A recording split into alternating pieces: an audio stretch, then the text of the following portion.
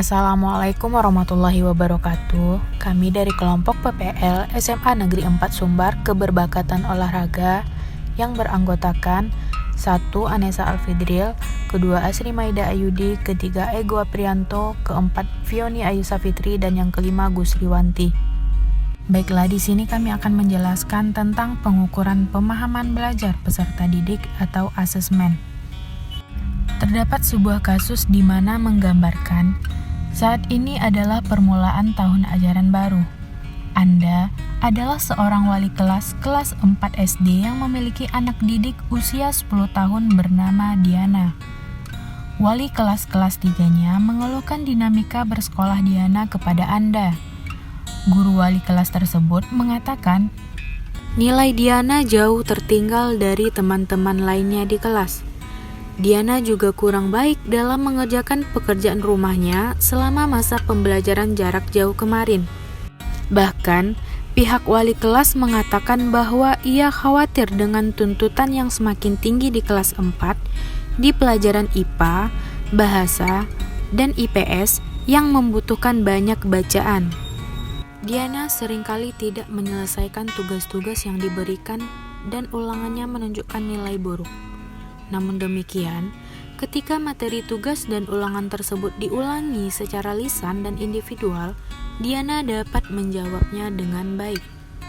Nah, berdasarkan tujuan pembelajaran yang ada, kira-kira bagaimanakah cara melakukan asesmen terhadap keadaan Diana? Yang kedua, jenis asesmen apakah yang akan Anda berikan kepada siswa Anda tersebut? Jelaskan pertimbangan Anda. Dan pertanyaan yang ketiga, kesimpulan apa yang Anda dapat tarik dari asesmen yang Anda desain dan lakukan tersebut? Untuk menjawab pertanyaan yang pertama, cara melakukan asesmen terhadap keadaan Diana adalah dengan menggunakan asesmen presentasi lisan, holistik, dan analitik. Mengapa demikian? Karena seperti yang kita ketahui bahwasanya saat diberikan tugas dan ulangan secara tulisan, nilai Diana tidak sesuai dengan yang kita harapkan. Tetapi berbeda ketika materi tugas dan ulangan tersebut diuji secara lisan, malahan Diana dapat menguasainya dengan baik. Makanya untuk asesmen yang tepat yang digunakan untuk kasus Diana ini adalah menggunakan asesmen presentasi lisan. Nah, berikut ini terdapat rubrik penilaian presentasi lisan secara holistik dan analitik. Nah, bagian tabel yang pertama ini terdapat rubrik penilaian presentasi lisan secara holistik. Pada tabel yang kedua ini terdapat pedoman penskoran presentasi lisan secara analitik, di mana terdapat 6 kriteria penilaian. Nah, seperti yang tergambar pada slide ini, untuk kasus Diana, kita dapat menggunakan asesmen presentasi lisan, baik dalam bentuk rubrik penilaian skor secara holistik ataupun analitik. Pada tabel pertama ini tergambar pedoman penskoran rubrik presentasi lisan, di mana skor paling tertinggi itu adalah 4, yaitu dengan memiliki kriteria 1. Apabila menguasai penyajian secara lisan dengan baik, maka diperoleh skor 4. Kedua, apabila penyajian secara lisan dilakukan dengan lancar, namun ada satu kesalahan, maka diperoleh skor 3. Yang ketiga, apabila penyajian secara lisan namun terdapat beberapa kesalahan, maka diperoleh skor 2. Terakhir, apabila penyajian penskoran secara lisan tidak memadai dengan baik, artinya banyak terdapat kesalahan, maka skor yang diperoleh adalah 1. Nah, jelas sekali kan perbedaannya pada tabel pertama dan kedua. Secara holistik, pedoman penskoran itu jika memenuhi seluruh kriteria, maka diperoleh skor tertinggi.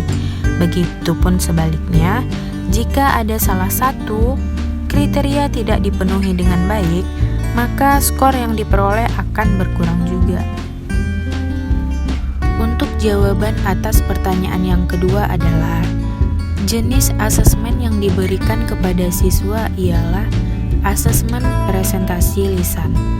Hal ini didasarkan pada pertimbangan bahwa Diana lebih cenderung menguasai keterampilan secara lisan dibandingkan dengan keterampilan tertulis.